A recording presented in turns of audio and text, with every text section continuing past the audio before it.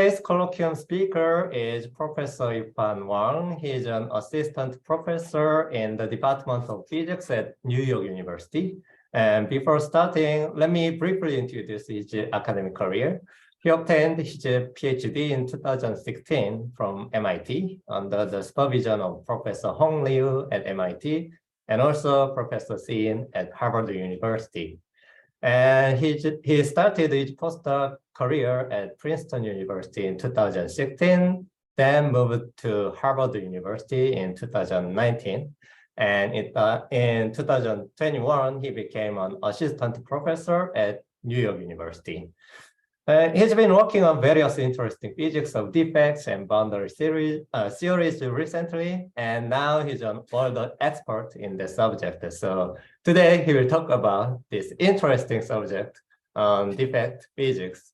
Okay, let's welcome Professor Yifan Wang. All right, thanks very much for the invitation, and thank you very much for the kind introduction, Mitchell. It's a pleasure to give a talk at this colloquium series. And as Hicho already mentioned, I will be talking about defects in quantum field theory. So I will start by explaining the importance of defects in various many-body quantum systems, which should be accessible to a broad audience.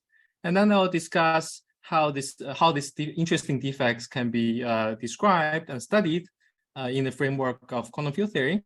And hopefully I'll have time to explain how using quantum field theory, we can learn about general properties of these interesting defects. Okay, so let me jump right in. So let us briefly rewind, before talking about the modern quantum field theory and how to describe defects in quantum field theory, let's briefly rewind to 1930s, okay? So in 1930s, there was an explosion in the technology development, in the technology of cooling. And relatedly, there have been more and more precise measurements of resistivity of various kinds of metal at low temperature. Let me try to minimize this window. Okay. So this is, for example, the resistivity that was measured for a piece of gold as temperature is lowered. And it has a kind of anomalous behavior. Okay, this is an anomalous dip. The reason it's anomalous is because, as you may have learned from solid-state physics or from statistical mechanics, for normal piece of metal, you expect resistivity to decrease monotonically as temperature decreases. This is because the resistivity is coming from scattering of electrons with phonons and also between electrons themselves. And both effects are suppressed as temperature is lowered. Okay, but the experimental observation shows that quite contrary to this expectation, there's no monotonic decreasing behavior. Rather, there's an anomalous dip. Okay, and similar dips was also found in other metals such as silver and copper, and this puzzled people quite a lot in the 1930s. Okay. And with increasing precision of these measurements, okay, one can even tell the difference between the measured resistivity and the prediction from the model of that time, which is the model for pure metal, essentially a Fermi liquid. And the deviation between the measurement, which is the green represented by the green curve over here, and the model given by the pure metal, represented by the blue curve over here, can be represented by this red curve. Okay, and that's what I'll call the anomalous contribution. Okay, and as you can tell, it has this logarithmic behavior. And obviously, a guess for where this anomalous contribution comes from is that what people thought were pure were not quite the case, because there could be, as you would expect, generally impurities in metal. Okay, so you may think that this anomalous contribution could come from impurities, which were not taken into account by the model based on a pure metal. Okay, but it was still a puzzle, because people measured the resistivity in different kinds of metal with various kinds of impurity, and there was no consistent picture. So sometimes, for some kind of impurity in some kind of metal, there's no such behavior. There's no anomalous contribution, and sometimes there is. Okay. And it was not until the 1960s it was really finally understood, based on experimental observations, that these anomalous contributions are coming from magnetic impurities. Okay, and this was based on a series of precise measurements that measures the resistivity in copper in the presence of iron impurities, okay, which are a specific kind of magnetic impurities. And this contribution, anomalous contribution, coming from magnetic impurities to the resistivity of metal is now known as the Condom effect. And the reason that was called Condom effect nowadays is because Condom came up with a simple model to explain this anomalous contribution to the resistivity coming from impurities, magnetic impurities. So imagine you have a lattice of atoms and there's some impurity. Condom, a lattice of electrons and some impurity. Condom wrote down a very simple model in 1964 that described the possible scattering that involves this electron and the impurity. And discovered by a very simple Hamiltonian, the first piece describes essentially the sea of free electrons in the metal. And the second piece keep track of the interactions between the electron and the impurity. And they interact through this spin coupling. Okay, that's what we expect for a magnetic impurity. And because of the rotation symmetry of the problem, which is assumption that that was made by Condom, you can reduce this kind of physical system to by focusing on the S-wave harmonics, and this gave rise to a effective one-dimensional scattering problem. And you can think about the one spatial direction correspond to the radial separation away from the impurity. And then this Condom model can be reduced to studying a quantum field theory of a one plus one dimensional free fermion, okay, in the presence of a boundary. This boundary represents the impurity, and the electrons can scatter with this impurity in this picture, corresponding scattering with a boundary. Now, using this very simple model, Condom was able to calculate the additional contribution to the resistivity of the metal coming from electrons scattering with impurity. As I mentioned before, the blue curve is keeping track of the contribution to resistivity coming from scattering of electrons among themselves and electrons with the phonons. And this red is the additional contribution that's coming from the impurity. Okay, and this computation was done using perturbative Feynman diagrams. Okay, and this explains this logarithmic behavior. Okay, and when you combine the blue and the red contribution together, that obviously explains the presence of a dip, the minimum in the actual measurement of the resistivity of the metal with impurities, magnetic impurities. But Condom's calculation was not perfect. The perturbative result actually has a non-physical divergence, as you would expect in perturbation theory. Okay, when you go to high orders, has a non-physical divergence for the resistivity below a certain critical temperature. Okay, and this is what you expect for logarithmic dependence on temperature. It will shoot up at some critical value of the temperature. Okay, but physically, of course, resistivity approaches a finite value at zero temperature. Okay, so one cannot really trust this Feynman diagram contribution in this region. Okay, and then the question is, how do you describe the behavior of the resistivity beyond the critical temperature, also known as the Condom temperature? And this is known as the Condom problem. Okay, and this Condom problem is one of the first problem that showcases the difficulty of strongly coupled quantum systems. Okay, and I should say there are similar puzzles. So this is for this observable known as resistivity, but there are similar puzzles in the Condom model in this region associated with other physical observables, such as the specific heat and susceptibility. The Condom problem quickly draws attention from various prominent theories at the time, including Anderson and Wilson. It was pretty clear that the solutions requires approach beyond the perturbation theory, and it requires new insights from quantum field theory. And indeed, it catalyzed many developments in quantum field theory over roughly 30 years. Okay, and many of these ideas are still very influential today, and I'll discuss some of them here in the chronological order.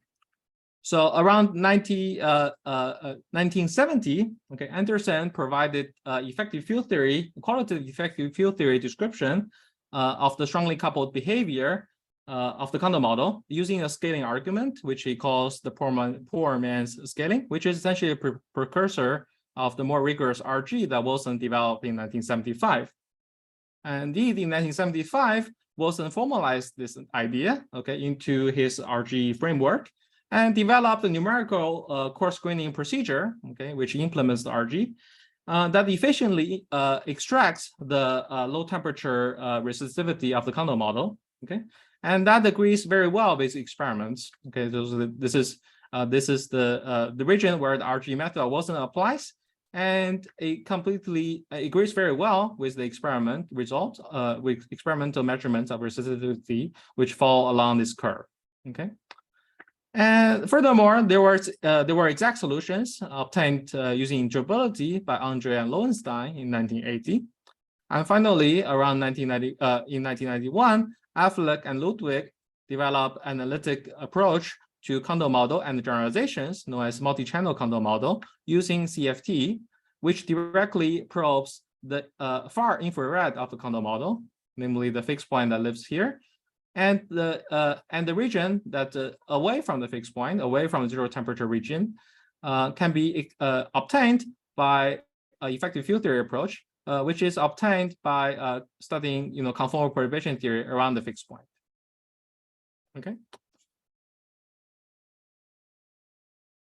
Now, quite amazingly, the solution, quite amazing thing about this solution to the Condom model by all these people is that the solution doesn't just describe the resistivity of metal with magnetic impurities. It describes the behavior of observables in a wide range of quantum many-body systems. So this is the picture I already showed, where this quantum field theory techniques from RG and from CFT and from interoperability predicts nicely this curve, which is populated by experimental observations, that describe the resistivity of metal, various metal, with various percentage of magnetic impurities, by iron in this case. But it also predicts the behavior of resistivity in other materials, like graphene, with certain kind of impurities made of carbon, and furthermore, it was also compared with experimental measurement of the conductivity associated with the quantum dot. And the quantum dot is really nice because there's some additional parameter you can tune, this gate voltage, which allow you to essentially dial the property of the impurity. And it was shown that for no matter how you dial the property of impurity, when you measure the conductivity, it will again follow this universal pattern.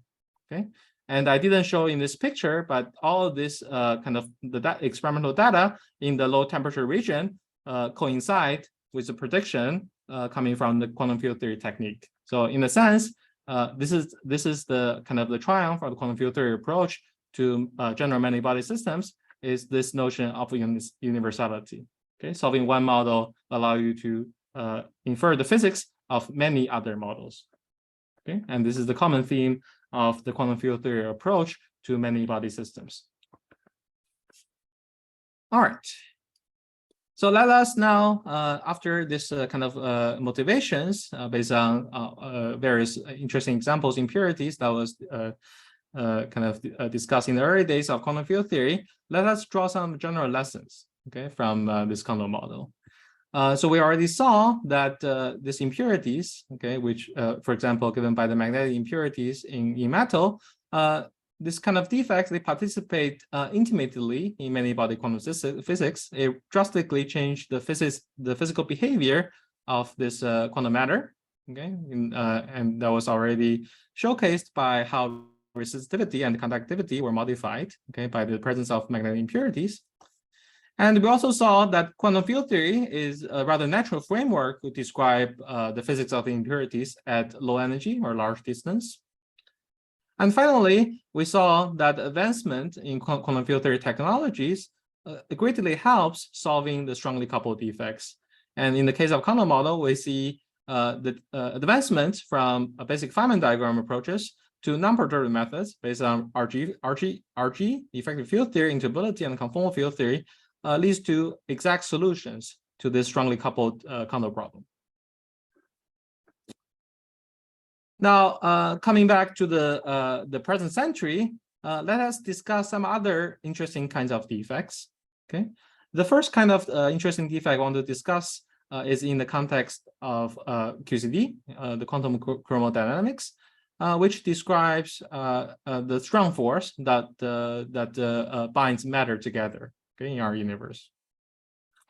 A key phenomenon in QCD is this phenomenon of confinement, which is the phenomenon that quarks, which are essentially free at high energy, they bind into hadrons, hadrons, namely mesons and baryons, at low energy. And the notion of confinement concretely corresponds to the fact that there's a non-trivial potential energy between these quarks, okay? And this potential energy at a large distance grows linearly in the separation of these quarks. So how do we detect this kind of, how do we detect confinement?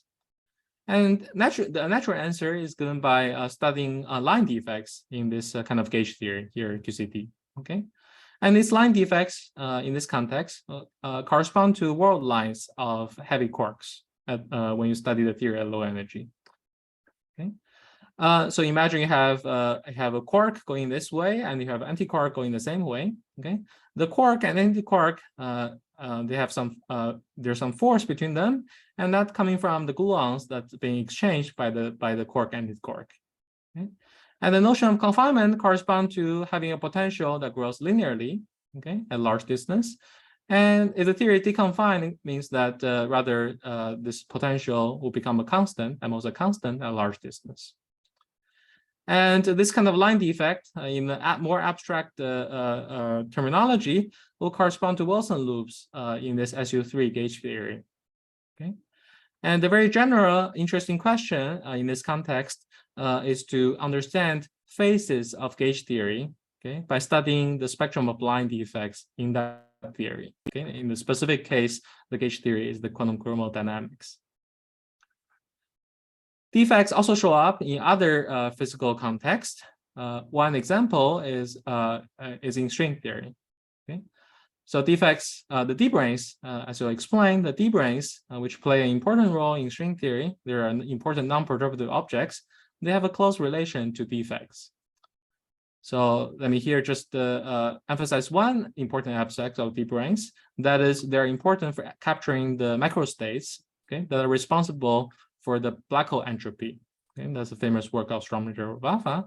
So how do we think about D-branes as defects? And that comes from thinking about the worldsheet description of string theory. Okay, so in that case, you have a worldsheet CFT, and these D-branes, from the worldsheet perspective, they're described by conformal boundaries of the worldsheet CFT. And more precisely, they're known as Carty states. And so in a sense, they're very much like the Condom defect that we saw before, that defines some boundary condition on the worldsheet. And the interesting question here is to understand the spectrum of stable D-branes, which are not necessarily BPS, in string theory from this perspective.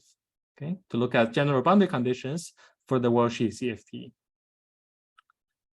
Interesting defects also show up beyond high-energy theory, namely, for example, in the context of condensed matter physics. It is well known that various condensed matter systems support very non-trivial boundary critical phenomena, in which case the boundary universality class will be described by various non-trivial defects, in particular conformal defects. In the extreme case, where the bulk dynamics is completely trivial or almost trivial, it's some gapped bulk topological phase. Even in those cases, those bulk gapped phase may support non-trivial boundary conditions. Okay, and here I just want to point out another example. It's known that in certain topological superconductor, okay, it also provides a natural realization of supersymmetry in nature, in the sense that those topological superconductors support on the boundary some emergent supersymmetry. Okay, this is some nice work by these condensed matter theorists.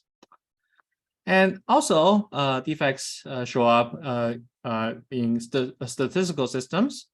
in describing various boundary and surface phase transitions. And one example is the polymorph absorption at surfaces, okay, as studied by these people.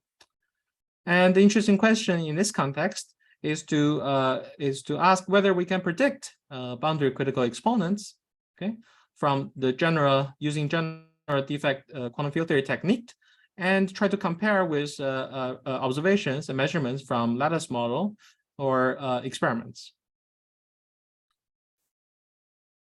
So having mentioned or given a bunch of examples of interesting defects, a natural question here is how do we study these defects? Although we were quite successful in solving the Condom defect, okay, thanks to the works from Anderson, Wilson, and many others, there are some immediate difficulties when we want to generalize this. Okay. The first difficulty is that this Wilsonian RG approach, which was so successful in solving the Condom model, which is essentially is essentially reduced to impurity in 1 + 1 dimensional quantum field theory. That technique is conceptually beautiful, but it's impractical to implement in higher than 2 dimensions, higher than 1 spatial directions. And furthermore, added completion is that in higher dimensions, there are often non-trivial interactions in the bulk, as opposed to in the case of a Condom model, where the bulk physics is essentially trivial. It's just described as some free electron gets. Okay. So clearly, we need some new insight in order to tackle this more interesting defects in higher dimension. We need some new insights from quantum field theory, where the structure of these defects are incorporated. Before we talk about quantum field theory with defects in more details, let us step back for a second and review some recent developments in the study of quantum field theory. A lot of recent progress in theoretical physics, especially in the realm of quantum field theory, have been stimulated by the goal to answer the following holy grail questions. So first of all, is to understand one of the goals was to understand strongly coupled many-body quantum systems, such as the high TC superconductor, and also the low energy phase of QCD. Another important guiding question is to understand quantum gravity as a consistent completion of quantum field theory plus general relativity. And leading candidates are given by string theory and its related cousins, the M theory and F theory. And both, as I'll explain on the next slide, both questions, the goal to answer both questions will benefit greatly from improving our understanding of quantum field theory beyond perturbation theory, or equivalently at the non-perturbative level. Well, the connection between quantum field theory and strongly coupled many-body quantum systems I have already mentioned is in the sense that quantum field theory arises naturally at long distance. Is very it's very useful to describe the dynamics of these many-body systems near phase transitions, especially for describing various critical phenomena, okay, of these many-body systems. On the other hand, the connection between quantum field theory and the quantum gravity, okay, is established by the celebrated ADS-CFT correspondence that was proposed by Juan Mondesena in 1997. This ADS-CFT correspondence you probably have heard many times in other colloquium, so I'll be brief. It is an exact relation, exact correspondence between conformal field theory, a special kind of quantum field theory, on d-dimensional space-time, d-1 dimensional space, and and this is the time direction. The ADS-CFT says the conformal field theory in space-time dimension is exactly equivalent to certain quantum gravity theory on ADS in 1 higher dimension, so d+1 dimensions. I should say that ADS-CFT correspondence is a conjecture, but it's a conjecture that's supported by very strong evidences. There's a precise and growing dictionary between various observables in the conformal field theory and in the quantum gravity. And nowadays, people often use this correspondence to give a non-perturbative definition of quantum gravity using the conformal field theory.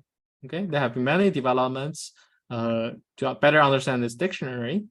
But in light of the discussion here, interesting kind of direction is to incorporate defects and understand how defects, what the role defects play in this dictionary. Okay, refine the dictionary, understand the implication from defect, studying defect in conformal field theory for quantum gravity, for example. So what are some non-projective approaches to quantum field theories? So let me start by introducing the basic observables. Okay, one will be interested in studying in quantum field theory. These are given by the local operator algebra.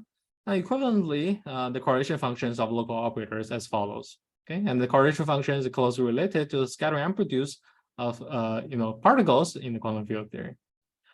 There are various approaches to solve this kind of observables in quantum field theory beyond perturbation theory. And one method is of course by numerics. For example, from Monte Carlo method, when you have a lattice formulation of the quantum field theory, and this is heavily used in the context of lattice QCD and obviously in many condensed matter systems. But as theorists, we obviously desire analytic methods to approach these objects non-perturbatively, because they can shed light on qualitative, at least qualitative behaviors, qualitative features of these observables, which are sometimes hidden in numerical solutions. And many of these analytic methods came up based on symmetry, by exploring various symmetries in the system, oftentimes enhance the symmetry of the system. One such useful symmetry is this notion of supersymmetry. And in the presence of supersymmetry, there's some kind of nice cancellation between bosonic and fermionic contributions to various physical process. And this allows us to obtain exact results, okay, including all non-perturbative effects for this kind of observables. Okay. Another useful kind of symmetries is the notion of conformal symmetry. And the conformal symmetry is some symmetry that arises universally at fixed points of renormalization group flows. And there's major advance in the conformal bootstrap program that utilize basic properties of theories with conformal symmetry to produce powerful constraints on this kind of observables. Okay, and finally, as already mentioned here, okay, this kind of observables are closely connected to observables in quantum gravity, namely scattering amplitudes in quantum gravity. And this gave rise to, after solving this kind of observables and using the ADA-CFT dictionary, this gives you a way to compute non-perturbative scattering amplitudes in 10-dimensional type 2B string theory, for example, which is otherwise not possible by other means. Now, in order to, so here, question. Yes. Mm-hmm. So, in general condensed matter systems, there are no relativistic invariants. So instead of having conformal symmetry, we will have only scale symmetry. Is there some method like conformal bootstrap? If we have only right. That's a very good question. So it is true that obviously if you have more symmetry, you have more constraint, and in other words, the symmetry is more powerful when you have more. It's a good question whether scale symmetry can lead to non-trivial constraint in the same way as this conformal bootstrap have produced using conformal symmetry. But I think that's largely an open question.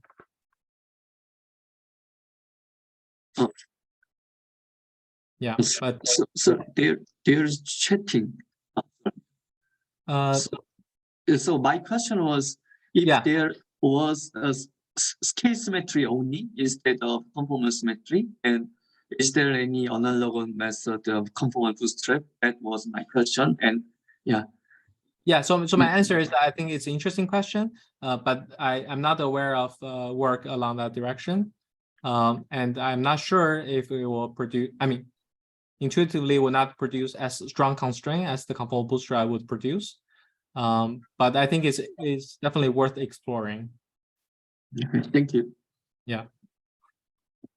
Certainly, because you are imposing less symmetries, there are more structures, so there are more unknowns, and so it's a harder problem. yeah, I think it's worth studying. For example, there are this kind of Galilean type symmetry and the conformal kind of combined with scale symmetry. That may be interesting starting point to study, constraints similar to the conformal bootstrap constraints. Okay. Great, thanks for the question.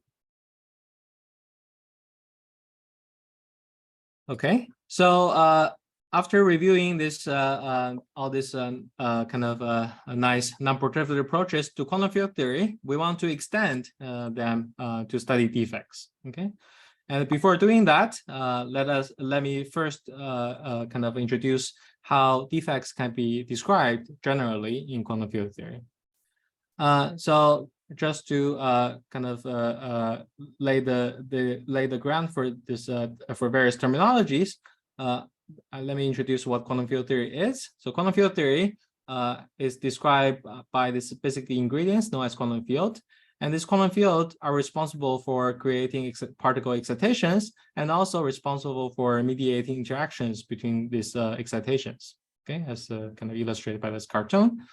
And the dynamics of quantum field can be described by a path integral, which is essentially integral over all configuration of this field, okay, weighted by action, okay, by the exponential of the action. Now, in this framework, defects in the quantum field theory can come in two large families. One family of defects are described by some additional insertion in this integral. Okay, that takes the form of some exponentiated expression, where in the exponent you have an integral of some density in the quantum field, and the integral is over a sub-manifold of the space-time, which I labeled by sigma. So imagine you have a d-dimensional space-time, and sigma can be thought of as a p-dimensional sub-manifold, here taken to be a flat p-dimensional subspace. And I'll denote the defect by curly d. Okay. And for example, the Wilson loop that we talked about in, for example, UQCD or more generally in gauge theory, they are of this type where sigma is a one-dimensional line, and this integration density are represented by the gauge field. Okay, and alternatively, a large family of defects are defined in quantum field theory by imposing boundary conditions for the bulk quantum field at some sub-manifold sigma in the path integral. Okay. And the Condom impurities is of this type. And with these definitions of defects, we can now describe a large family of observables in quantum field theory involved defects that generalizes these local correlation functions. Okay, and the generalization comes from the additional defect insertions, and they are computed again by the same path integral. Okay, with various insertions and the boundary conditions. And these insertions can come from this local quantum field insertions. It could also come from these defects if the defects take its form. And there could be various boundary conditions imposed that's describing defects of this type. Okay, but the upshot here is that the defect observables are naturally described again in quantum field theory using the path integral, with a slight modification from the case when all the insertions are just local operators. The incorporation. Yeah. Yes. Question. Yes. What is a general rule to give a boundary condition? Is there any general rule? Is there any general rule to give boundary conditions for these defects? That's a good question. So here implicitly, I'm assuming a level of I'm assuming certain locality condition in this choice of boundary conditions. I see. Okay. But otherwise, it's quite general. So, for example, you can imagine the boundary condition is fixing the bulk quantum field to a specific value. So this is like a Dirichlet type boundary condition.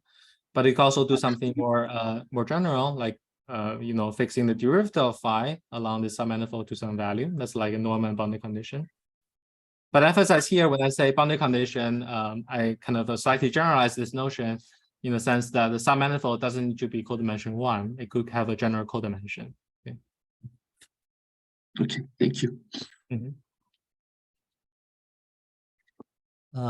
Is there another question? I guess so. Something like the operator would be a defect operator of the second type. That's right. Will be of the second type. Yes. Yeah. Yes. So that corresponds to imposing some singular boundary condition. Right. Okay. Okay. All right. So the incorporation. So this is the general framework to incorporate defects in quantum field theory. And it turns out that incorporation of defects and the defect observable in quantum field theory has interesting and profound consequences. Okay. This general defects, the defects and this general class of defect observables, they enclose a richer layer of structures in quantum field theory.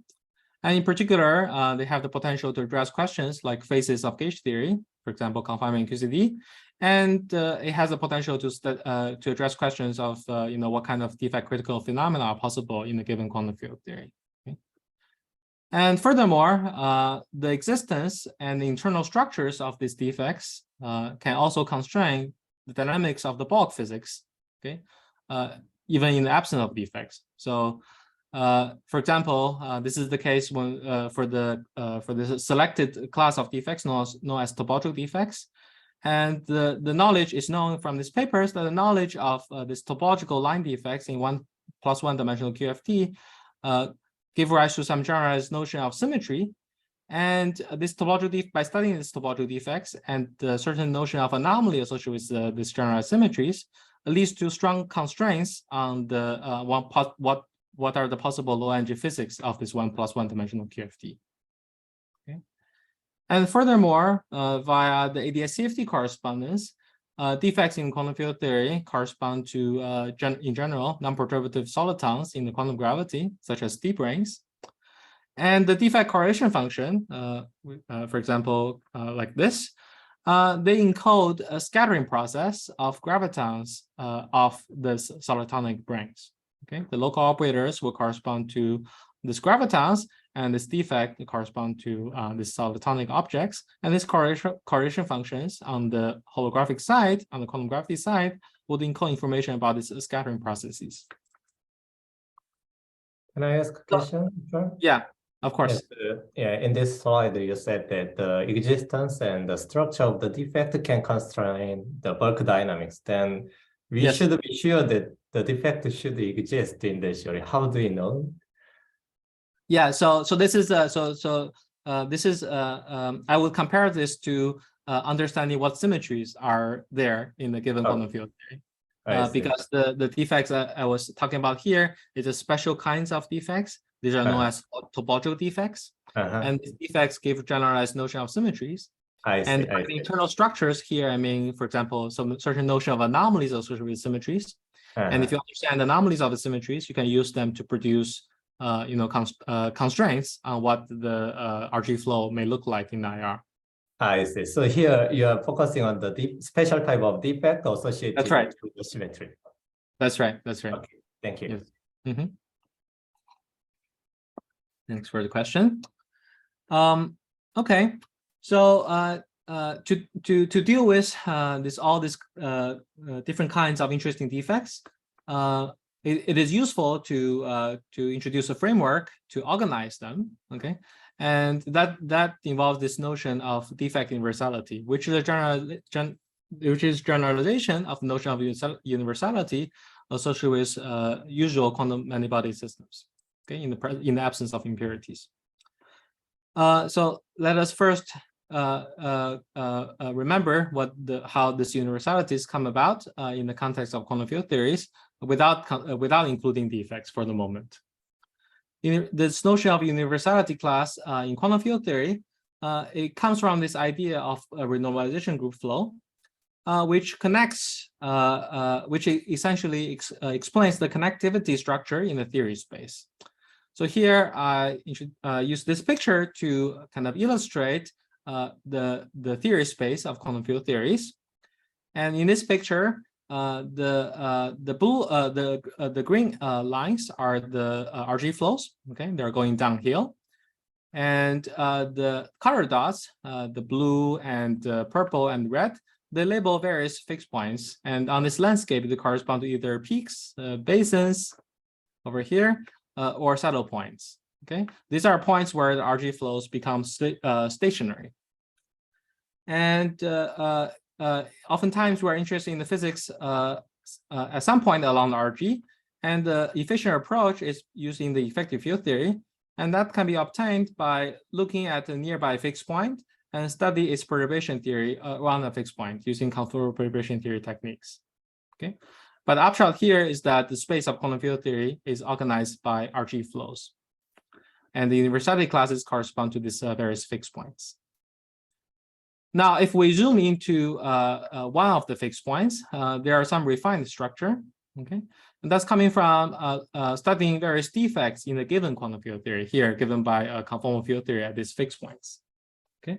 And this refined structure are given by various defects in that quantum field theory. And these defects are again connected by various RG flows. And the fixed point of this defect RG flows correspond to, as we'll talk about, defect universality classes. And sometimes these defect universality classes are described by conformal defects, just as fixed points of bulk RG flows are described by CFTs. Okay. So let's now talk about this defect universality classes in a little more detail. So more precisely, what I mean by defect renormalization group flow is the following. So let's, for simplicity, consider the case when the bulk theory is a CFT, and the defect renormalization group flow are triggered, okay, by a deformation on the defect world volume, which I denote by sigma. So it's a p-dimensional subspace of d-dimensional space-time, and the flow is triggered by some relevant deformation on that defect world volume, denoted by this OUV here. And this SDUV describes some UV defect that you start with, okay, before you turn on the deformation.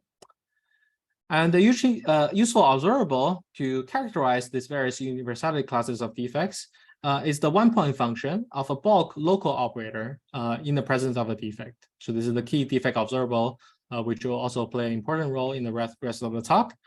Phi denotes collectively the bulk operators in your bulk CFT in this case. Okay, and the picture you should have in mind is that you have some bulk operator and you have some defect along this red line, but it could be higher dimensional. Generally, it's dimension P in the bulk space-time. And this operator is inserted at some point that has some transverse separation x perp away from the defect locus. And the universality classes of the defects describe the various fates of the defects. Okay? And there are the following possibilities. One possibility is known as the screen defect, or in other words, complete screen defect. This is the case when if you look far away from the defect, the one-point function of this bulk operator is just 0. It does not fill the defect at all. Okay, this will be the case, for example, if there's no defect in the CFT. Okay, that's just a consequence of conformal symmetry when phi is not an identity operator. This is also the case in a more interesting case when the defect is topological. Again, the one-point function of the bulk local operator of non-zero scaling dimension would vanish just from conformal symmetry. Okay, but this case is more interesting because such a defect may have a non-trivial topological observables, for example, non-trivial linking with other defects or with itself. Okay. Another large class of defect universality classes are described by conformal defect. And this is the case when you look far away from the defect locus, the one-point function of a bulk operator does not vanish.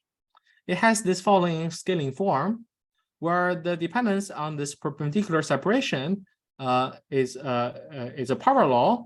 And the power is determined by the scaling dimension of the operator.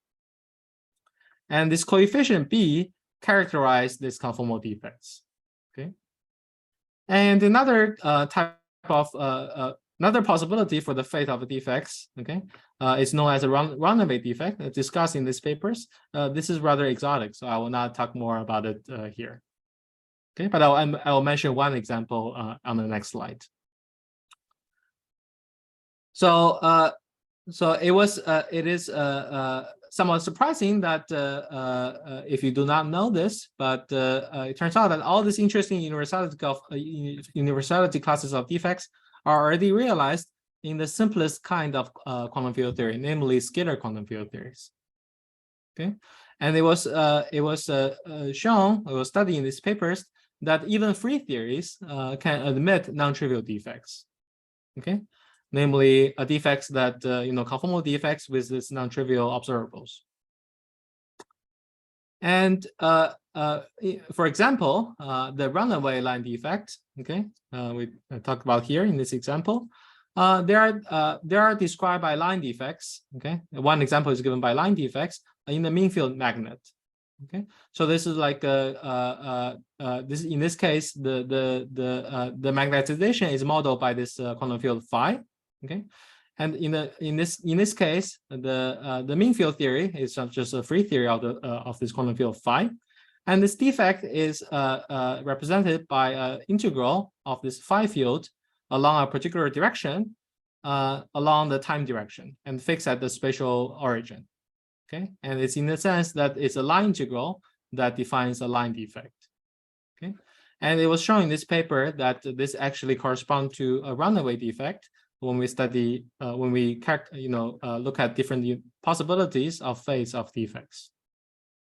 And this turns out to be kind of expected to be a phenomenon that only happens when the bulk quantum field theory has a non-trivial modulus space of vacua, which is the case for the free theory. Now, a more interesting class of defects within this family, okay, described by non-trivial conformal defects, they arise when we replace this free theory, this mean field magnet, by interacting Wilson-Fisher type magnet. Okay, in which case the bulk quantum field theory has non-trivial quartic interaction. And in dimensions smaller than 4, this theory is known to flow to a fixed point as long as you tune this relevant coupling appropriately. And there's a direct generalization of this kind of defect in this context by the similar coupling on this defect volume. In this case, it's the line at the spatial origin. Okay. And another kind of non-trivial defects is coming from introducing impurity spins in, for example, the O3 case of the Wilson-Fisher CFT. So the special case when the phis has 3 components.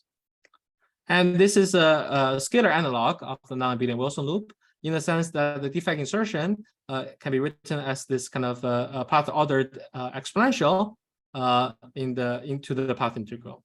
Okay, where in the usual Wilson loop case you have the gauge field, but in this case you can insert just the scalar field in the exponent. And furthermore, I should say that beyond this kind of line defects, there are also interesting boundary conditions in this Wilson-Fisher CFTs, the OM Wilson-Fisher CFTs. And there's interesting phase structures for these boundary conditions, and they have been studied in these papers.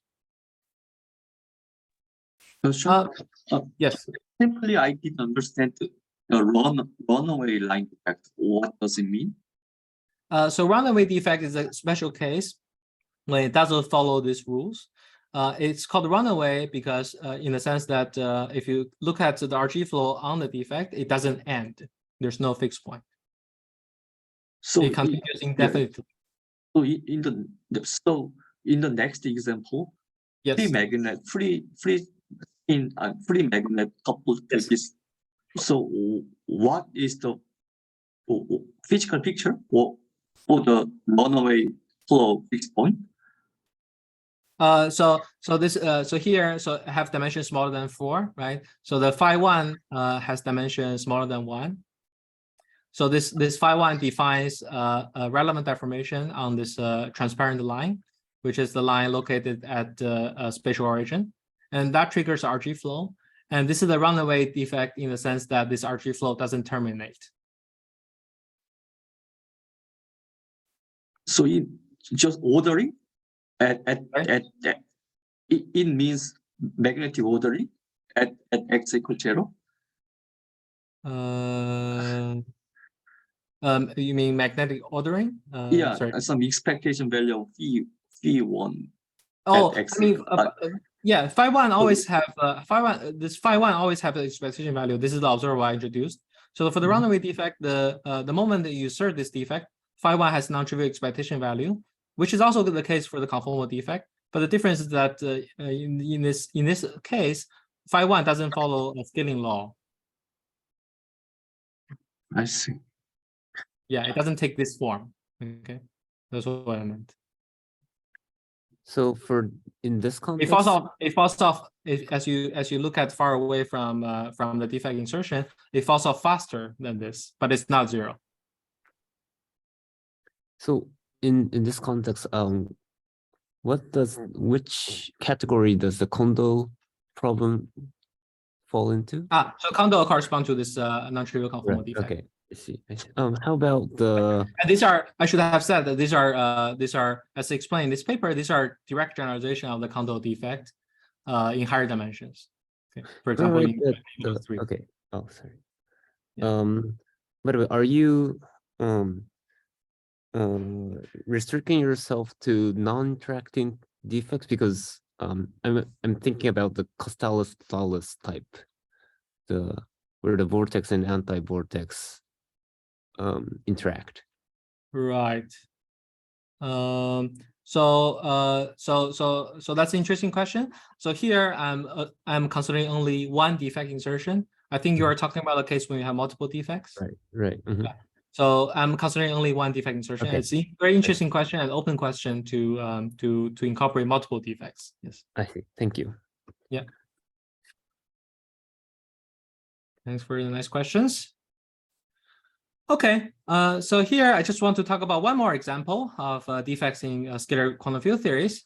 And the reason I want to talk about example is that so far, analytic analysis, okay, of various defects in scalar quantum field theory have been restricted to the case when the bulk is weakly coupled, okay? And it will be interesting. So this includes the Wilson-Fisher point, because the previous work focused on the 4 minus epsilon expansion, or the strictly Largian limit. In either case, the theory is weakly coupled. And we want to consider the more generic case when the bulk theory is strongly coupled. Okay, so we want to go far beyond the Condom. We don't just want to have a small interaction, we want to have strong interaction. And a nice example, solvable example in that context is provided by the so-called tensor model, which is a generalization of this this kind of quartic interacting scalar quantum field theory. In which case you have n cube scalar quantum fields, okay, with a particular kind of quartic interaction that preserves On to the On cube symmetry, global symmetry. The nice thing about this model is that there's a very interesting non-trivial Largian limit, in which case there's a certain dominance of certain kinds of Feynman diagrams in various that contribute to various correlation functions. And these dominant Feynman diagrams are of this type, and they are known as Melonic diagram because they look like they can be constructed by attaching melons recursively to this diagram. Each of these blobs is referred to as a melon in this terminology. And there's an analytic solution to correlation functions in this tensor model, this scalar quantum field theory, at large distance, okay, from resumming infinite diagrams of this type. And this leads to a non-trivial conformal field theory when dimension is more than 4 with n cube degrees freedom. And the critical scaling dimension of the 5 fields, okay, in the d by r is d over 4. And note that this is very far from the scaling dimension of a mean field, which is d minus 2 over 2. And it is in this sense that I say this model is strongly coupled. Okay, it has a huge, it has order 1 anomalous dimension compared to the mean field. Unlike the Owen Wilson feature in Largian limit, for example. Okay, so in this case, we can consider the similar kind of defect that was considered by Sachdev and allies. Okay, by including this additional insertion of a phi integrated along p-dimensional sub-manifold of the spacetime, okay, with some coupling, defect coupling on the front. And after we scale this, extract from this coupling some particular independence, this theory, the couple theory of the bulk tensor model coupled to this is known as a localized magnetic defect, again has a nice Largian limit that generalizes the Largian limit considered in this case in the absence of defects. And this Largian limit, if you work out the combinatorics, you find that this kind of defect observable that involve a bulk operator in the presence of a defect has a Largian expansion where the leading piece is obtained by summing over a subfamily of Feynman diagrams that arise from this model.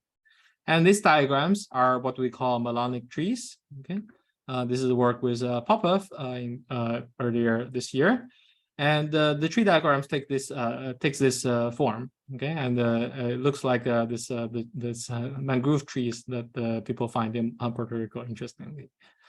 And similarly to the case in the absence of defects, this infinite family of diagrams. So I emphasize these are the contribution to this observable to the leading large n order. Okay, it's coming from these diagrams, and in addition, attaching melons to these edges. Okay, that's why they're called melonic trees.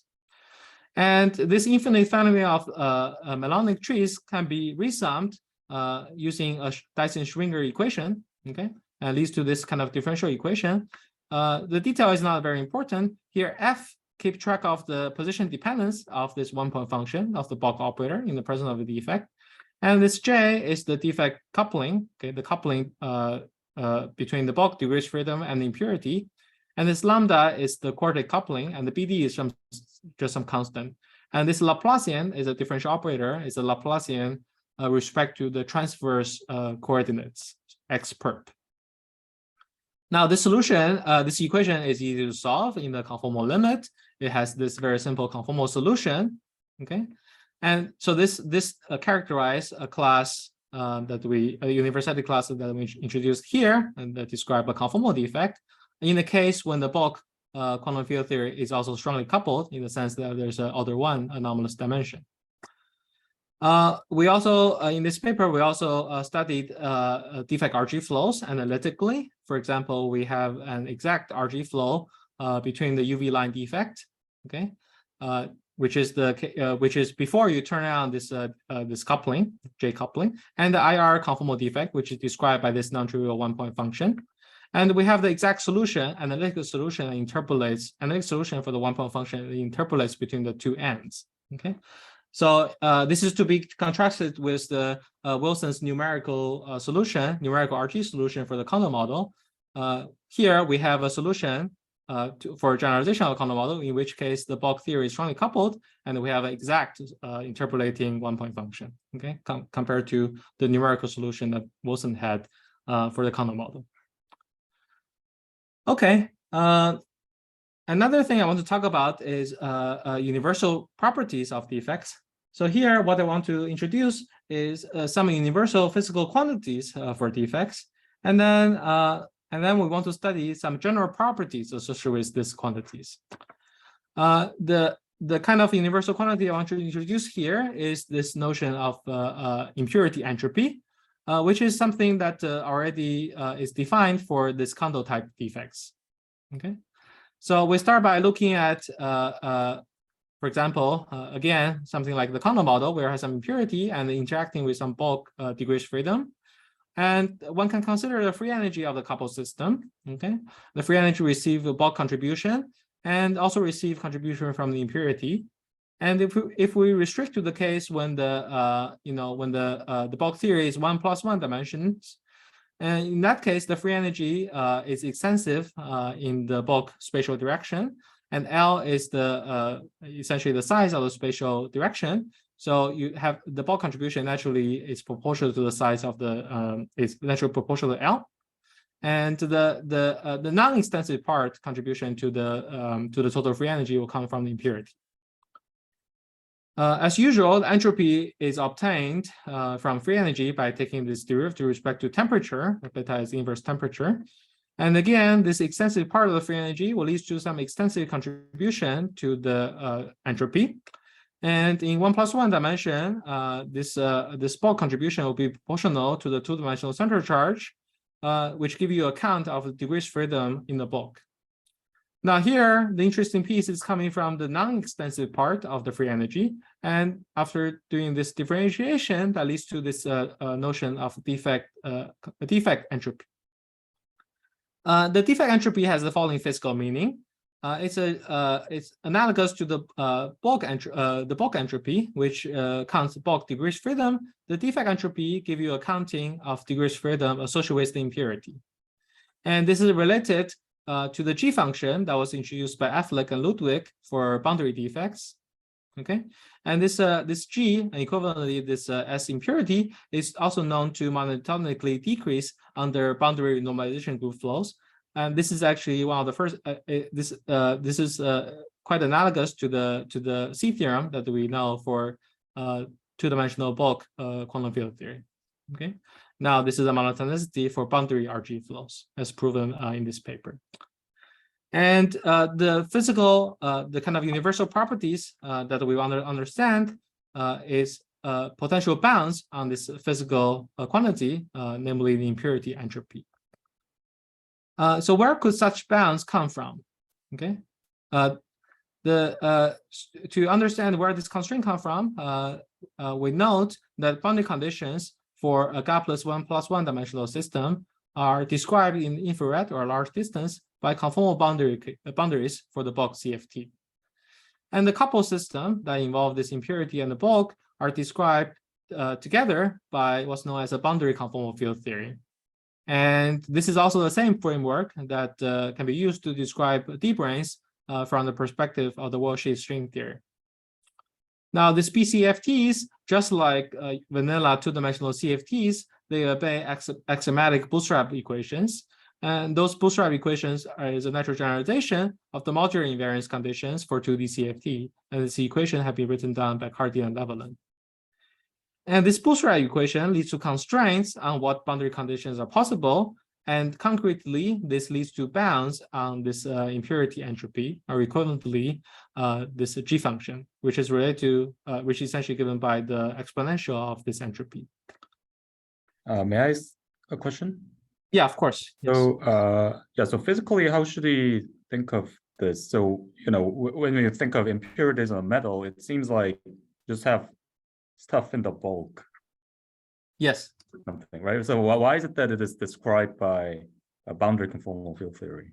Right. So so there it goes like 2 steps. So the first we assume the system has a spherical symmetry, so we reduce to S wave. That's the same procedure that we reduce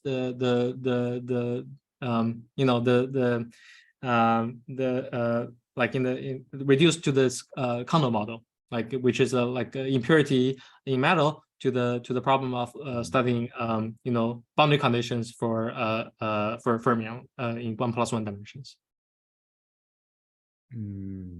Okay. I see. Okay. Yeah. So we assume the spherical symmetry to reduce to studying boundary conditions. Yes. I see. Okay. And I should say that in this 1+1 dimension, so on these 2 slides for concreteness, I'm talking about 1+1D, and in 1+1D, in addition to boundary conditions for a bulk system, you can also consider an interface.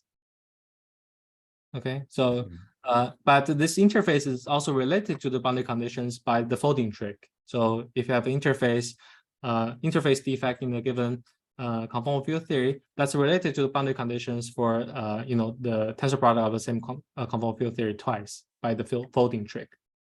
Sure.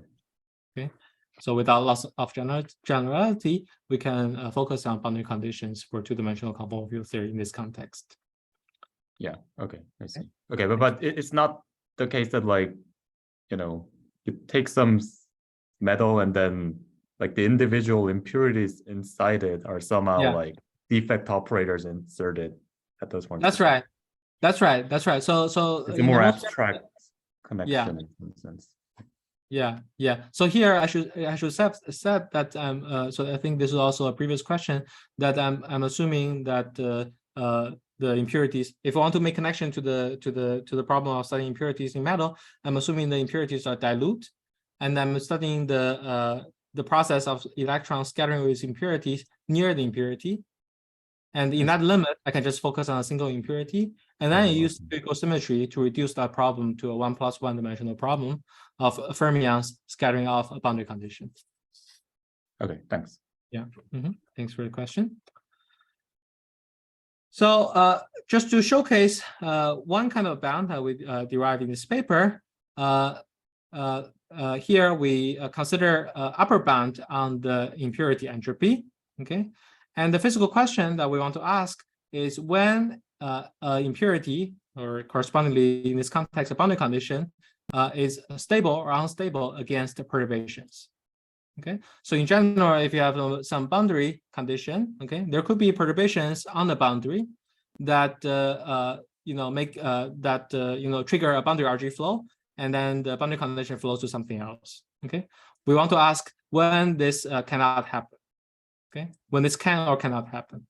And what we found is that there's an upper bound, there's a universal upper bound on the impurity entropy as impurity, or equivalently the G function, quite a universal bound, just as a function of the number of bulk degrees freedom characterized by the bulk center charge. And what this plot means, this is a numerical result. Okay, all the black dots are numerical data points. And what this plot means is that if you are in this region, okay, if you are, for given center charge, if you're in this region, means that your G function is high enough, then the corresponding boundary condition is guaranteed to be unstable. And in the language of this open string, in the language of the wall-shaped string theory, this means that the open string tachyon. And in the language of PCFT, in this, if your impurity is has a large enough entropy that's in this region, it means that you are guaranteed to have some guaranteed to have some relevant perturbation that can be triggered on this boundary condition. Okay. There are additional bounds I will derive in this paper, but I refer the details. I mean, you can find the details in this reference. So apart from this kind of universal properties, one may also be interested to develop a systematic approach to study defect observables at a more finer level, okay, beyond these universal quantities, in the given quantum system. And in this case, it is desirable to develop some kind of manual for defects for fixed quantum field theory. And in this manual, we would like to, for example, classify what kind of defects are possible in this theory. And to answer that question, it's useful to start by focusing on conformal defects that describe universality classes, interesting universality classes of these various possible defects. And this is because in the case of conformal defects, you can explore powerful and general constraints from conformal symmetry, unitarity, and the crossing symmetry, which is essentially the important ingredients to formulate these bootstrap equations. And another interesting part of developing a manual for studying defects in given quantum field theory is to develop some efficient tools to determine various defect observables.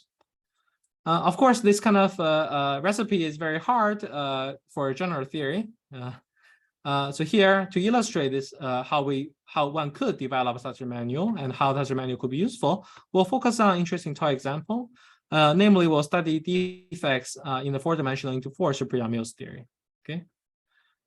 The four-dimensional into four Ciprian-Mills theory is a four-dimensional gauge theory. It is a close cousin of the four-dimensional SU in QCD, but with adjoint matter as opposed to fundamental fermions. This theory has into four, in other words, maximal supersymmetry, and is expected to be the unique theory with this amount of supersymmetry. And the Ciprian-Mills theory has this nice feature that it's conformally invariant. Okay, so there's no RG flow, and it comes with exactly marginal gauge coupling. Okay, and the various physical observables will depend non-trivially on this gauge coupling. And in addition, the reason this is a nice playground to study defects and to cook up this kind of general manual for studying defects in quantum field theory is that it actually admits a very rich family of defects that could be line defects, it could be surface defects, namely defects that extend in the two-dimensional subspace of spacetime. It could be interfaces or boundaries, namely defects that extend in the three-dimensional subspace of spacetime. And more generally, these defects can form various networks that defines a rich family of defect observables. And thanks to the maximal supersymmetry, there's a variety of methods that can be adapted to study defects in this theory, coming from supersymmetric localization and durability and conformal bootstrap.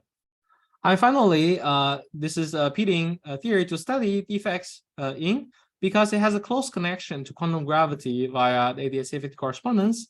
And indeed, this is the prototypical example of a holographic dual, okay? And in which case, the dual quantum gravity theory is the type 2B string theory on ADS5 times 5. So because of this various interesting defects in this theory and the connection to various to quantum gravity, I would say the superamines with defects is it's very much the 21st century version of a Condom model. And for that reason, it's worth studying. So let's address the first step in developing a manual for studying defects in integral superamines. That is to classify defects in this theory. A useful starting point is to focus on supersymmetric conformal defects in this theory. Namely, these are universality classes of defects, universality class of defect RG flows that has, in addition to conformal symmetry, it preserves a fraction of the supersymmetry. It turns out that this fraction of supersymmetry is quite useful. It kind of magnifies the constraints coming from unitarity, conformal symmetry, and the locality of bulk defect couplings. Okay, and this general principles in the presence of the fraction, only a fraction of supersymmetry, leads to constraints on what possible symmetry pattern what kind of symmetry breaking pattern the defect may produce. The reason, so first of all, the defects generally will break part of the bulk spacetime symmetry. In this case, the superconformal symmetry, in particular, breaks the transverse translation symmetry. Okay, so in general, it breaks the bulk superconformal symmetry to a subgroup. But from this general principles, it was discovered in this paper that the symmetry pattern is highly constrained. Okay, and to only a few options, and these few options are indeed concretely realized by various defects in the integral superamines theory. So that was satisfying. And we would expect a stronger classification by combining with the conformal bootstrap equation, and that's some work left to future. And you can also go beyond classifying supersymmetric defects by looking at non-supersymmetric defects. And in that context, there will be useful constraints from anomalies, but I will not have time to talk about in this colloquium. Another part of our manual is to develop some non-perturbative tools to study defect observables. In this context, a useful tool is coming from supersymmetry. The supersymmetry localization is a general technology that allows you to calculate observables that preserve a fraction of supersymmetry. And in this case, we want to study certain correlation functions in the integral superamines that involve local operators, and in addition, some defects insertions. Okay. And in this context, as I explained in these papers, there's a nice localization that reduces this 4-dimensional path integral that computes this observable to some 2-dimensional path integral. Okay, and the effective two-dimensional theory that defined the path integral is a 2-dimensional Yamil's theory on the S2 that's embedded in R4. Okay, and this is a generic feature of supersymmetrical localization that determines BPS observables, namely this kind of observable that preserves some supersymmetry by some emergent lower dimensional theory. Okay, and in this concrete context, it reduces complicated 4-dimensional observables defined by 4-dimensional path integrals to solvable 2-dimensional observables, because the 2-dimensional Yamils is much simpler than the 4-dimensional super Yamils. And in a sense, this is similar to the saddle point approximation. Okay, this reduction in the dimension of the observable thanks to supersymmetry is similar to saddle point approximation of ordinary integrals, in which case you reduce the ordinary integrals in the saddle point approximation to evaluating the integrand at the saddle point and summing over the contributions. Okay, so once you have reduced this 4-dimensional observable to 2D, there are matrix model techniques that can be implemented for the 2-dimensional Yamils in the presence of defects, and this reduces this path integral in the end to some finite dimensional matrix integral. Okay, so there's a drastic reduction that allow you to reduce this infinite dimensional path integral that computes observable to some finite dimensional integral that is solvable. Just to illustrate this, let's look at a particular kind of defect, which is the interface defect in integral superamines. That interpolates between, it's an interface in the sense that interpolates between superamines theory with U engaged group and the same super Yamu's theory, but with a different gauge group, UN plus K. And observable, example observable that we want to study here is the correlation functions of a single local operator denoted by OJ, okay, which is a single trace operator, gauge invariant operator of dimension J in the presence of this interface. And as already explained, the general framework, by definition, this correlation function is computed by a four-dimensional path integral with many interacting quantum fields for super Yamu's theory. But thanks to the localization procedure, okay, as developed in these papers, this four-dimensional path integral can be reduced to a calculation in a two-dimensional path integral, which correspond to an interface in the two-dimensional Yamu's theory, okay, which come from localization reduction with some local operator insertion in the 2D Yamu's theory. And furthermore, thanks to matrix model techniques which are available in 2D Yamu's theory, this two-dimensional path integral calculation can be reduced to a finite-dimensional matrix model integral. So here, an n-dimensional integral and correspond to the rank of the gauge group. Okay. The detail is not important, but what I want to highlight here is that this is the exact expression as a function of the gauge coupling, the Yamu's coupling that is here. Okay.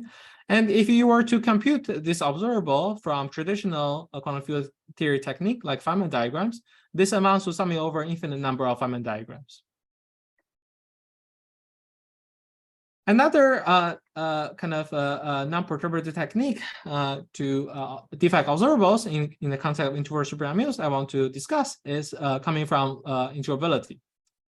So it's known from this paper that the large n limit of the planar large n limit of integral super Yamus exhibits surprising integrability structure in the sense that there's an integrable Heisenberg spin chain that emerges, okay, in the planar large n limit, and the local operators like single trace operators, which are gauge invariant, SUN invariant, would correspond to certain configuration of spins on this spin chain. And concretely, if you look at a single trace operator, which are made of the two out of the three complex adjoint scalar fields in super Yamus, which are denoted by Y and Z over here, they correspond to a configuration of spins on this Heisenberg spin chain. The Z's correspond to the up spins, and the Y's that are appear in this trace would appear in the spin chain as down spins. And there's a nice basis for this configuration of spins, okay, that you can use to represent the single trace operator. That's in terms of this beta states, okay, beta eigenstates, and these are labeled by momentum of the Y magnons. Okay, this on the spin chain, this Y, this Y insertions are interpreted as magnons, or in other words, quasi-particles on the spin chain. And on the spin chain, so as I said, the single trace operator corresponds to specific states in the on the spin chain. The defect also represented by some other kind of states on the spin chain, and they are represented by certain matrix product states.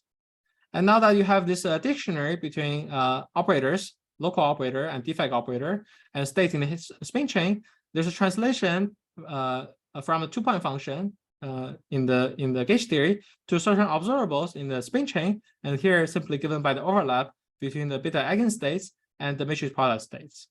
Okay, and that has been studied in these papers to produce this to calculate this observable. But unfortunately, this method is limited to weak coupling, and to go beyond that, we upgrade from integrable spin chain to integrable field theory.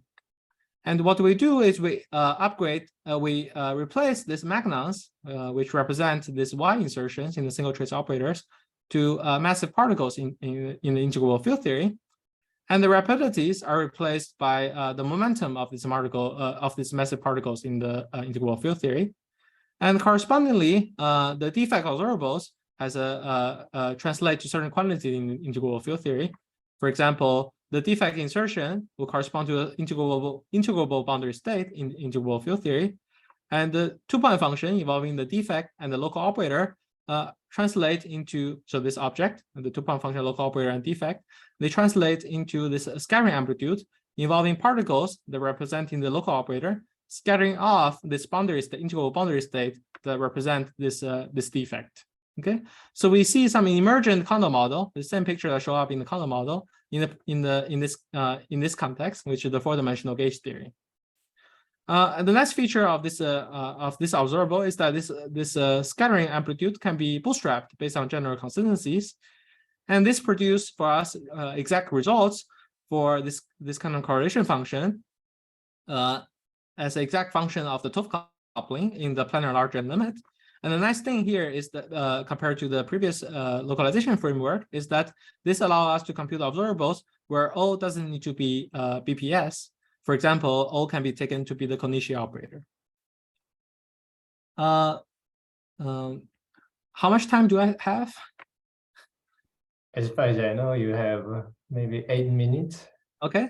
So the last thing I want to talk about is just how the knowledge of defects in the superamials that I've introduced so far can teach us about extended objects in quantum gravity via the ADS-CFT dictionary.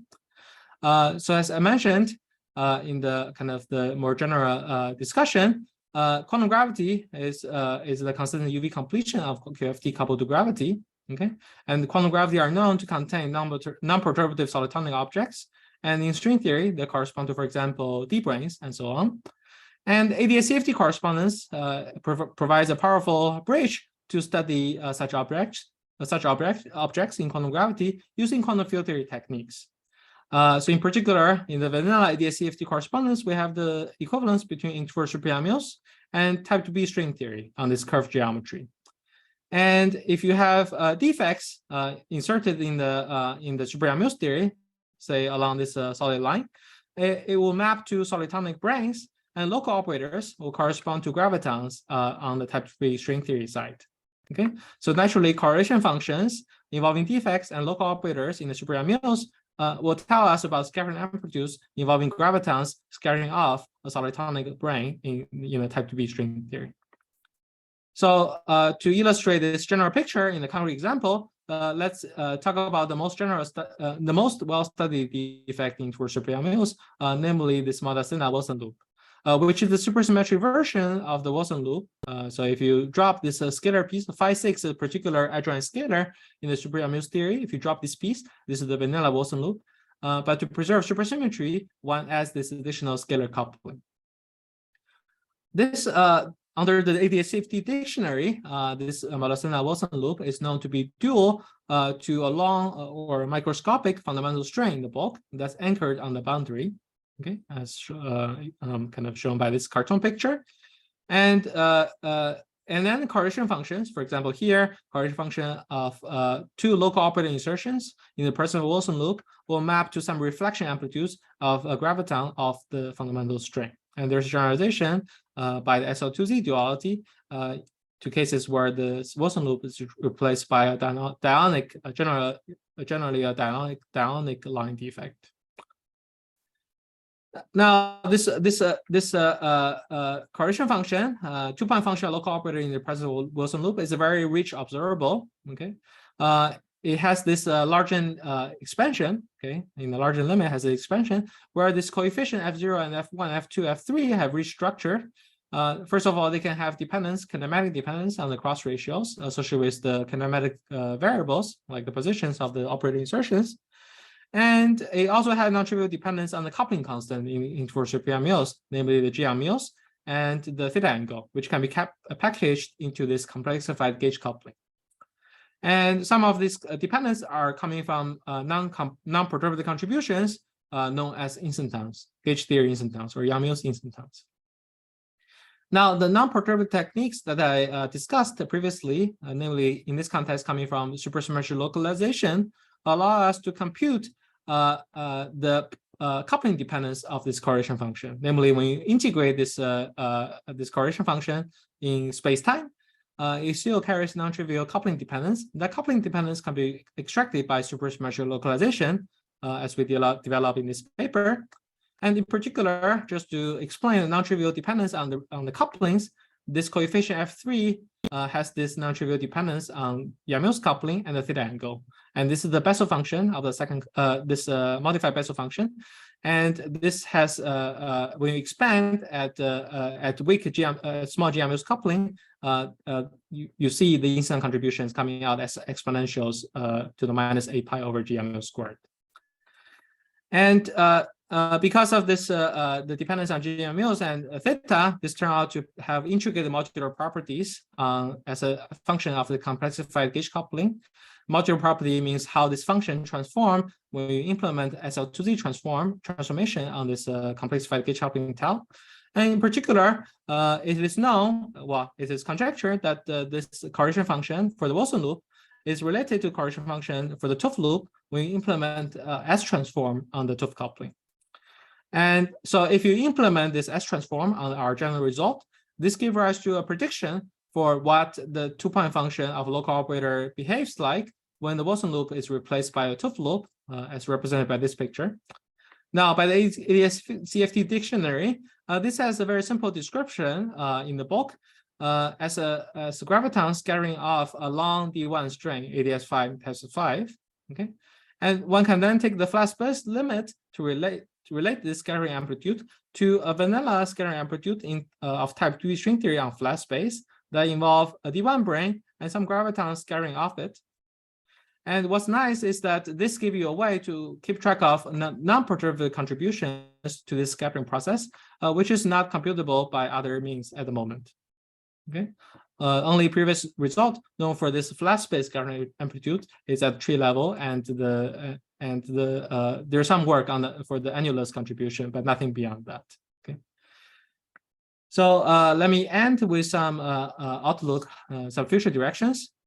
Interesting kind of future, interesting things to explore in the future involve, for example, to explore more universal properties of defects, okay, in the framework of quantum field theory, and also to study some of the interesting questions already suggested, to study observables that involve not just one defect, but multiple defects, okay, and study interactions between these defects. And another interesting direction is to understand more systematically the role of defects in the symmetry structures of many-body quantum systems and the corresponding anomalies associated with these defects. Okay? And from those symmetry structures, in particular anomalies, one can try to deduce constraints on phases of matter in the presence of impurities. And finally, using the ADS-CFT bridge, understanding defects could give rise to, it will be interesting to use understanding about defects in quantum field theory to deduce a classification of extended objects in quantum gravity, because currently very little is known about such objects. Most of the known knowledge is coming from BPS objects, and it will be very interesting to use this what we learn about defects in quantum field theory to to infer about non-BPS extended objects in quantum gravity. I'll end here, and thank you very much for your attention. Yeah, thank you very much, Yifan, for wonderful talk. So, any question? Can I ask you a question? Of course. So, is it known what kind of defect are universal? Which means what kind of defect has the conformal field theory description in low energy? I'm not sure what your question. So let me go back to this universality slide. So just to. So let me. So this is the criterion for the defect to be conformal. Right. So I would say if you study one-point function of a bulk operator in the presence of that defect, the defect, so and if the one-point function has this behavior, right, then this is a conformal defect. Yeah, that's a definition, but the a priori. So, okay. This is definition. Oh, this is not that. Okay. So I kind of I didn't So the definition of a conformal defect is a defect that preserves a conformal symmetry that's longitudinal to the defect. Right. But And what this is the I way to diagnose. This is the way to diagnose whether the defect is conformal. Yeah. right. So this will be a consequence. You can derive this behavior using the fact that defect preserve conformal symmetry. Right, but a priori, you don't know whether the defect will give you this kind of behavior before calculation, right? So That's right. So in some cases, you can use this the G theorem to infer that. Okay, so it's the following. So as I said, there are these possibilities, right? And then the G function, which is this impurity entropy, behaves very differently for all these different cases. For example, for the screen case, this G function is just 1, or the impurity entropy is just 0. For this case, it's non-trivial. Okay, and for this case, it's minus infinity. so maybe I should ask that can you just list some of the defect in its original form, which is conformal? So for example, the Wilson line I described. Sure. So the simple example is this, I mean, there was the Malacena Wilson loop is the most trivial example. Yeah, I mean, it's just conformal on the nose. There's no non-trivial RG flows. Yeah, But a more interesting example is when you write down a UV description for the defect. There's a non-trivial RG flow, and you solve it, and you find that in the IR it's a conformal defect. Anything new? Other examples? Oh, there are tons of examples. So, for example, this interface, and there are also the Google-Witten surface defects, and I mean the list goes on and on. I mean, there's a tooth loop, and there's and also for these interfaces, there are large family. These are this NOM kind of boundary condition you can put. Yeah, right. So I just want to ask you that after you study all such an examples, I want to see as a consequence. Do you have any intuition what sort of defect should be describable by conformal defect, you mean? That's right. Yeah, so that's a very good question. So this is what I was trying to explain. I didn't finish. So there's a very non-trivial statement here, which I didn't finish. So I was saying the G function, okay, it's 1 here, it's sorry. Let me talk about S impurity, the impurity entropy. The impurity entropy is 0 here.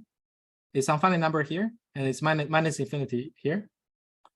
And the impurity entropy follows a base G theorem, means that it decreases monotonically under RG. Okay. So for this means that for this kind of pinning field defect, okay, because this is a deformation. This is this can be thought of as RG flow from the trivial defect because you start with J equal to 0. There's no insertion, so in that case, S impurity is 0. And when you turn on this coupling, okay, there's a non-trivial RG flow, and by the G theorem, S need to change. Okay, they need to decrease. So this means that the IR fate of this defect cannot be screened. It can only be two. There are only two possibilities: either it's conformal or it's runaway. Okay. Because in this case it's 0, and you start from 0, you turn on this relevant deformation by the G theorem has to decrease. So this possibility just ruled out. So you are restricted to these two possibilities, and this possibility is rather exotic. It requires some kind of the bulk theory to be very special. So in those cases, like for this kind of defect, I would say it's conformal, most likely conformal. All right. Thank you very much. Yeah. So if there is one question in chat, why is 4D SU and QCD close cousin under 4D and equal for Yang Mills? Why is it? Oh, so this is just in the sense that it's a 4-dimensional gauge theory, and well, 4-dimensional SU and gauge theory. I mean, yeah. One can argue that it's whether it's close cousin or not, but that was kind of I agree. I mean the faces of this series are quite different. I mean one is confining, the other is conformal, but yeah, they're related in the sense that they're both four-dimensional gauge theory with strongly coupled dynamics, but the phase structure is different. Yes. Another question? Yeah, but you can but you can imagine that. Well, I guess when I wrote this, what I had in mind that you can try to carry out this procedure, not for superamials, but for example for angular 2 superamials theory coupled to fundamental matter, and that is more closely related to QCD. Okay, in the sense that you have a fundamental matter, and even more interesting would be considered the case with just into one supersymmetry. But in that case, the localization framework is less useful. Yeah. Here's another question. May I ask one? Sure, of course. Yeah. So some of the defect operators, so some of them are in some like line operators or surface operators built out of local operators in the theory. Yeah. Whereas some others are like interfaces between theories. Almost. Yes. So is it what is kind of the universal nature of like being a defect that allows you to say like all these are defects? Yeah, so that's the thing. I mean, this world of defects is so kind of it's so big. I mean, it looks like there are just so many possibilities. Right.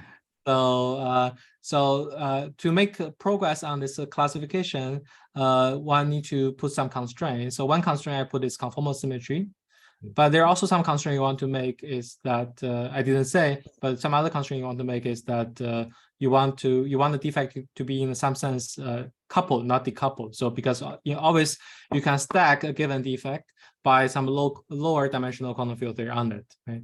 And this will be another defect. So if you want to make the classification program tractable, you want to limit that possibility. And also another restriction you may want to make is you study defects in the fixed quantum field theory. So in other words, in the case of interface, you'll be studying interface between the same theory. But of course, there's a larger family of defects, as you mentioned, in the case when the interface interpolates between different theories. And that defect is also that defect can be very interesting in certain cases. I'm not sure if you have heard, but there's a different way to think about RG flows in terms of the interfaces. So the idea is that RG flows is some kind of map between UV and IR theory. Sure. And you can think about that map as interface between the IR phase of the theory and the UV phase. And it's you like can an RG defect or something. Yeah, RG domain wall that Galto studied in detail 1+1 dimension, and people have studied in higher dimension. And the RG interface actually come out naturally when you study, a relevant deformation where the relevant coupling has a dependence on the spatial direction. So say one of the spatial direction is X, and you consider a relevant coupling that depends on the spatial direction, say it's 0 on half space and non-zero on the other half space. And then you turn this, and you make this coupling large, and then you obtain the RG interface between the original theory and the IR theory triggered by that RG flow. So, this, especially in the 1+1 dimensional case, give a very kind of a nice picture of how operators change their scaling dimension on their RG. So it gives you some map between not just some crude some kind of crude quantities, but it give you actually a precise mapping between UV operators and IR operators because it's like an interface. I see. Yeah. Thanks. Yeah, but it's true that there are many possibilities. So, to formulate like a tractable problem, one need to make some physical restrictions. Any other question? About your 2-point function calculation. Yeah. Is there any calculation for the current 2-point function in the presence of this some defect? By current you mean? Fermion bilinears. So the point is the following: the 2-point function. So the O here is taken to be a half BPS operator, So it's a single trace operator that is also half BPS. For example, you can take it to be the 20 prime. So the superconformal primary for the stress tensor multiplet. For the 2-point function, in the presence of a half BPS defect, when the local operator is also half BPS, it is known that the entire multiplet. Okay, so if you know this 2-point function, the 2-point function, when you replace this O by any of its descendants, is determined by the same 2-point function. So in particular, the fermion bilinear, if you think about the fermion, if you're thinking about the fermion bilinear as contributing to the supercurrent, those 2-point functions do not carry more information. They're just fixed by this 2-point function, by the superconformal Ward identities. So what kind of physics can you draw from this information of, for example, F3? F3, yeah. So here is what I want, which is what I wanted to explain, but it was kind of very rushed. So the physics we want to understand is the scattering process, and that involve gravitons scattering of like an extended D1 brane in flat space. Right. So there's no other way to compute this thing beyond the leading tree, and some people have tried the annulus contribution, which is the leading contribution in the weak string coupling expansion. Even that result is not settled. So it seems to be a very hard calculation from string perturbation theory, and even string perturbation theory is already very hard. And to study the non-perturbative string coupling dependence to incorporate D-1, the D instantons, is even harder. And it seems that it's much more efficient to approach this problem using ADS-CFT from the field theory side. And that's why we were computing this observable. Yeah, right. But I was thinking about the applying maybe to a simpler theory, where you said that fermion bilinear 2-point functions could be obtained from the information of that one is obtained from this one, right? Yeah, the fermion bilinear, the 2-point function of fermion bilinear. In the Right. special case of fermion bilinear is a Right. general supercurrent. So, that 2-point function is determined by this 2-point function just by superconformal Ward identities. right. So that I guess could be interpreted as if you calculate that as conductivity in the presence of the in the present defect. So I see. Yeah, I think it's a very interesting. So maybe you have in mind to compute this in more general quantum field theory, not in the interorbital Mills. Yes. Yeah, not necessarily. Right? Yeah. Right. That is a very interesting question. Right. For example, I guess one can study the Gross-Neville model, for example. Yeah. Yeah. And then maybe what you are doing is kind of the instanton effect on this conductivity. Yeah. That it will be amazing if one can. That's right. Yeah. Of course, there I cannot use localization. I cannot use the symmetric model technique. Anyway, thank you for interesting problem. Yeah, thanks for the questions. Yeah, I have a question in this slide. So you are taking the flat space limit. Yeah. Is it well-defined limit? How do you understand this limit? Oh, yeah, it's it's a good question. So this is a generalization of the usual flat space limit. Yeah. That relates, I think Panadonis and collaborators developed that relates scattering amplitudes of gravitons. For the scattering amplitude. To scattering amplitude on flat space. Yeah. So here is a generalization where we have this D1 brane. We just consider a naive generalization, and it seems to produce a sensible answer. So, but my worry is this: when you take this flat space limit, actually the boundary on the ADS 5 should go to the infinity in the flat space limit, right? Then can you That's believe? right. Yeah. Can you trust Yes. this relativity? No, so yeah, I think what buys us here in the case of D1 brane versus the case of the fundamental string. That's why I'm reluctant. I did not talk about this flat space limit for fundamental string. Right? We compute this Wilson loop observable. We can do it for fundamental string, but I didn't talk about this flat space limit because in that case it's indeed tricky. Yeah. But because the D1 brane is heavy, this makes more sense. Yeah. Okay. Okay. In the sense that the back reaction is suppressed, and D1 brane, we know that the BPS D1 brane is wrapping this, this BPS cycle inside this 5 times 5. I mean, just ADS2. This special case. Is there any way to compute the F1 and F2 in this type 2B string on the flat space with the D1 brane? F0 is no, F1 I don't know. Yeah. I see. Yeah. F0. I mean, F0. Well, okay. So F0, F1, they're all a function of G string.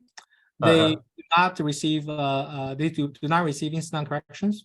So they are fully perturbative. Okay, so in principle you can compute them.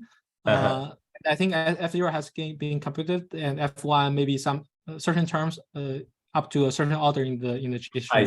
I see. Anyway, you can do the comparison between the F1 in the field theory and the flat space. That's right. That's right. Yeah. Good. Yeah. Any other question? Okay, I think we have already questions, many questions. So let's thank speaker again. Very much. Yeah, thank you for all the Thank you, it was wonderful.